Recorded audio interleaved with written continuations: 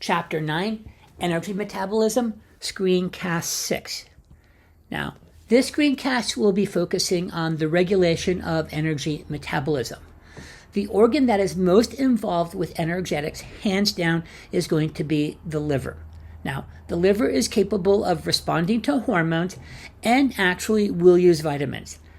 Other factors that are going to involve the regulation include the concentration of ATP, various enzymes, presence of hormones, vitamins, and minerals. So all of these play an especially important role when we talk about the regulation of energy metabolism.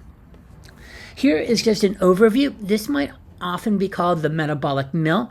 If you look at the middle, basically those are the pathways that are used in the oxidation of glucose.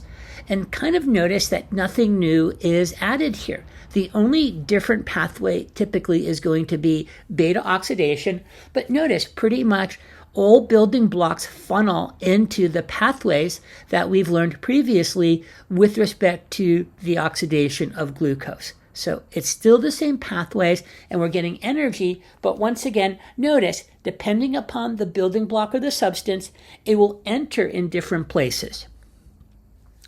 Now, as noted, the liver plays a really important role.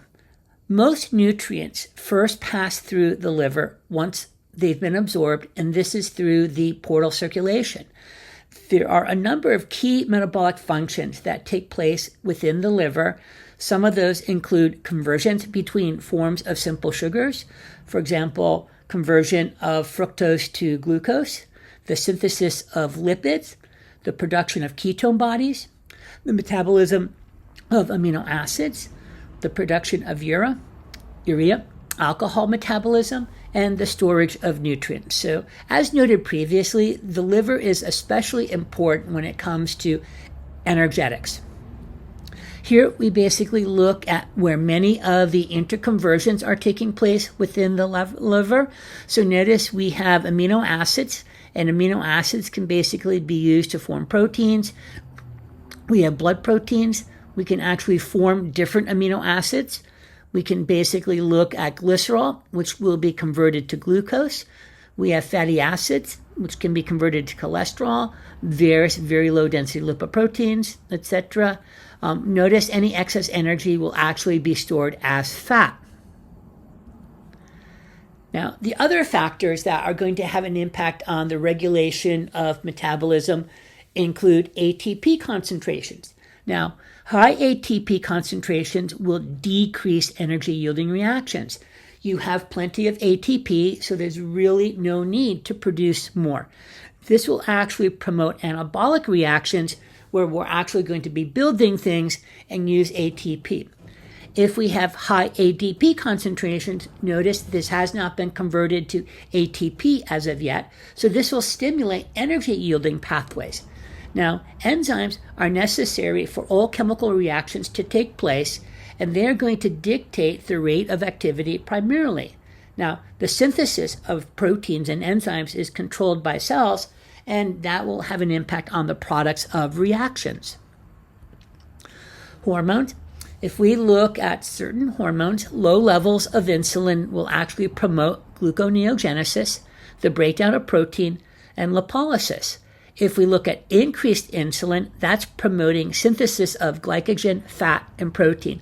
This is why quite often insulin is referred to as a storage hormone. Now, there are also many vitamins and minerals that are necessary for metabolism.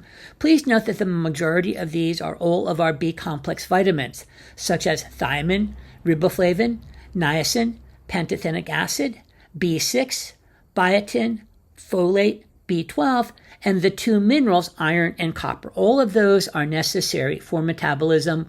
We talked previously about the role of B-complex vitamins in the formation of electron transport molecules.